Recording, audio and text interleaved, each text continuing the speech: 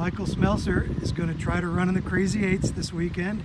He's the torchbearer, and he's running every one of the Crazy Eight races, and he didn't want to miss this one despite a terrible accident with a campfire. How do you feel heading into this race and knowing that you're going to try to run another one?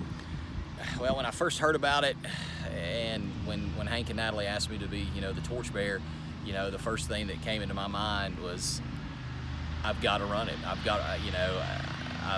coincidentally, not purposely, but I've just done every one of them since the beginning, of the Crazy Eights, and I was like, I've got to do this one somehow. I'm gonna toe the line and hopefully, get to the finish line. And if it's midnight before I get there, that's fine. It'll be midnight. I'm sure hopefully my family will still be waiting on me. Well, we know running is in your blood.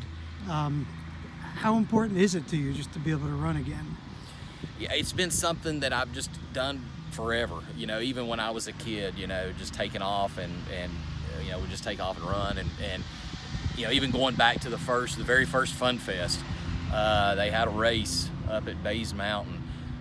And I can still remember my dad throwing me in the car and taking me up the Bays Mountains, like, hey, there's a little race up there, you want to go and try to run it. And I think I was 9 years old.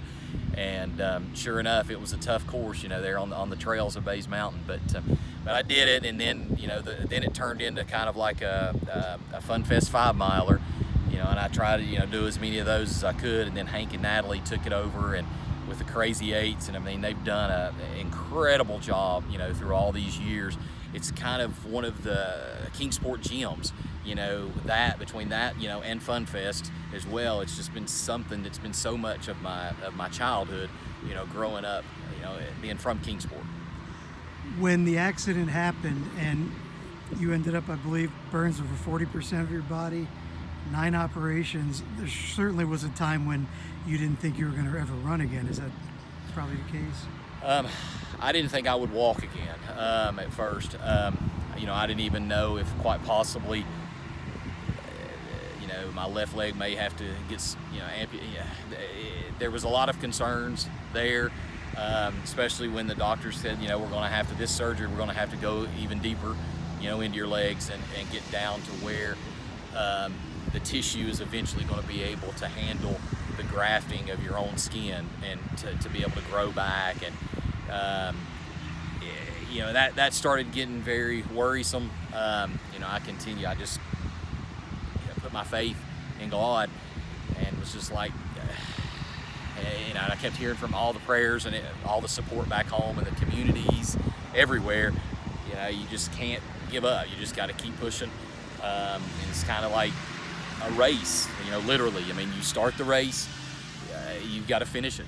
And that was what I was given that night, laying in that hospital bed, in Augusta. And a month later, when I was able to get out, now through continuing to push through this rehab, I'm looking forward to towing the line Saturday night, and hopefully, we'll get there to the finish line. You talked about the prayers and support. It was pretty amazing how the Tri-Cities came together.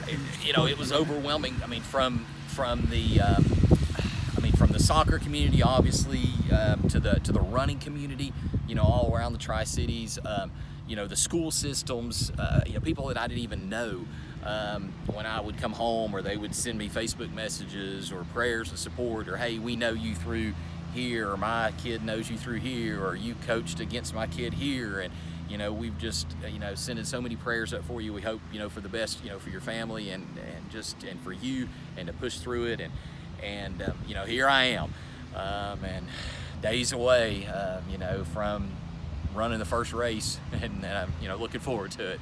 You've been jogging and running a little bit. How is it going to feel physically? I mean, we know mentally it's going to probably be a relief to be running, but probably kind of tough on you as well. But how physically, with all the skin grafts? The cardio's kind of gone away a little bit. The legs, both my legs feel like I'm carrying around those old school, 15-pound weights that we used to like tie around our shins, for conditioning and stuff like that. And then, it reminds me too of putting on, I remember putting on, a pair of combat boots and going out and running, but that's what it feels like. And it's just really tight. There's not a whole lot of elasticity, you know, in my legs, and you know, my whole stride's is different. But you know, I'm moving forward. I'm here. You know, I'm excited to be here, and it's just been unbelievable.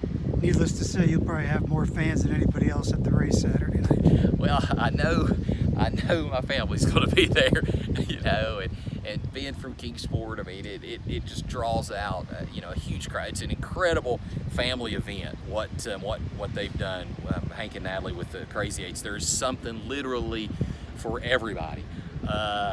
You know, you've got from the run, you've got a walk, you've got a 3K, you've got things for little kids, you've got races, you know, for special needs kids. It is unbelievable how they have put everything together as far as with the community and the Tri-Cities and the running community, especially what they've done. Well, great. We'll be keeping an eye in pulling for you Saturday night. Good luck. Hey, I'm telling you, just get me to the finish line. All right, thank you. Thanks.